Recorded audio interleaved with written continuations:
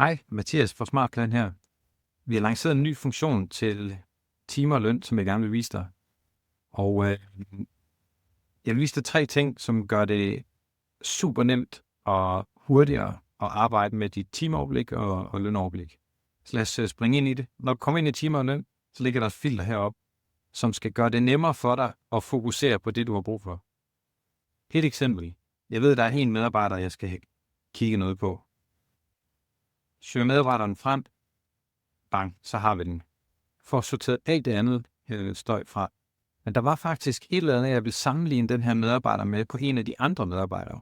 Så i stedet for, at du skal scrolle rundt i tabellen, så søger du den anden medarbejder frem, og så har du dem side om side, så du nemt kan dykke ind i det og sammenligne de to.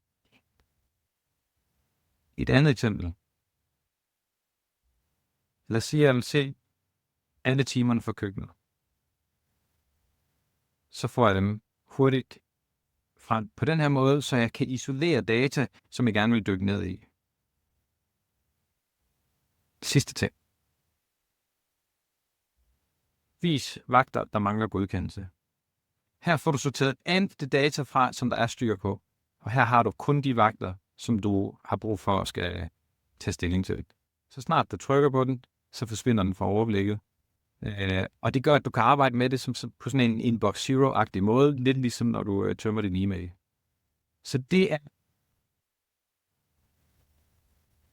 sindssygt smart, synes vi, og vi håber, at I får glæde af det. Du kan gemme dine filtre heroppe, så du lynhurtigt kan se, at det her det er alle dem, jeg skal have kigget på. Det her det er alle kitchen og prep jobtyperne. Og så er det lynhurtigt at søge data frem. Jeg håber, det er noget, I kan få glæde af, og jeg håber, det er noget, I kan bruge. Hvis I har spørgsmål, rækker I selvfølgelig bare ud som altid. Ellers så vil jeg ønske jer en rigtig god sommer. Ha' det godt. Hej.